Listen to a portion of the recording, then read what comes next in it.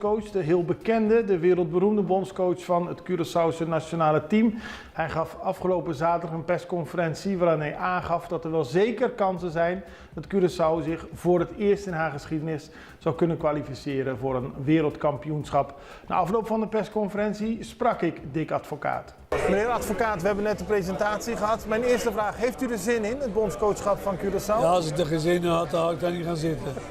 Ja, maar er wordt in Nederland een beeld van u gecreëerd van hij kan niet anders, hij moet werken. Kijk, ik heb altijd, zolang mensen me vragen, ga ik altijd twijfelen. Ja. Kijk, als ze niet meer bellen, ja, dan houdt het vanzelf op.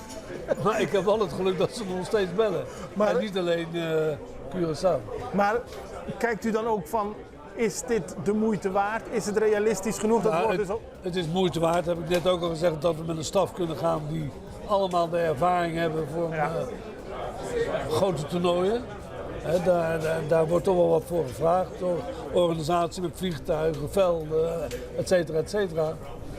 En die konden we meekrijgen. Plus het feit is dat het bestuur een groot aantal dingen moest doen om dat te bewerkstelligen. Nou, dat hebben ze gedaan.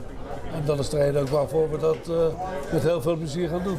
Maar ik bedoel, weet u welke spelers allemaal mee kunnen doen en zijn die goed genoeg om zich te kwalificeren? Nou ja, dat zal bewezen moeten worden of ze dat kunnen. Maar als dat niet zo zou zijn, dan moet er niet aan beginnen. Nee, we moeten wel geloof in hebben. Ja. En u heeft er geloof in? Ja, wat ik zeg, anders ga ik lekker op vakantie.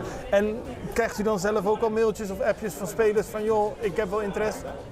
Nou, ik heb natuurlijk een aantal spelers gesproken die nu wat makkelijker ja zeggen. Ja. En die ook in de afgelopen jaren niet meer gekomen zijn. Nee. Dus het werkt wel. Ik wens u alle succes.